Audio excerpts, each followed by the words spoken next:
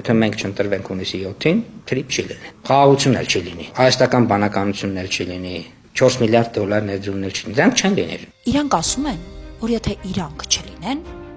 խաղաղություն չի լինի, պատերազմ կլինի, թրիփ չի լինի։ Մի խոսքով արևը այլևս չի ծագի։ Հիմա մեկը չկա իրանց բացատրի, որ արևը ծագում էր մինչև ձեզ, ու այդ արևը ծագում էր նաև հայկական Արցախում։ Այդ նույն արևը ծագում էր նաև այն 5000 կյանք չտեսած երեխեքի վրա։ Այդ նույն արևը ծագում էր Սփյուռքի հայի վրա, երբ որ Սփյուռքի հայը հպարտ էր քայլում որպես հայ, արժանապատվությամբ էր ասում. ես հայ եմ։ Ու այո, եթե դուք գնաք շատ բան է փոխվելու։ Վերջապես եկեղեցի գնացող հավատավորը ել չի մտածելու, որ եկեղեցի գնան, որ հանկարծ սրբազանը տիրադավ չլինի, որ եկեղեցի գնան, որ քահանան քահանա լինի, ոչ թե կարգալույծ արված աշխարհիկ։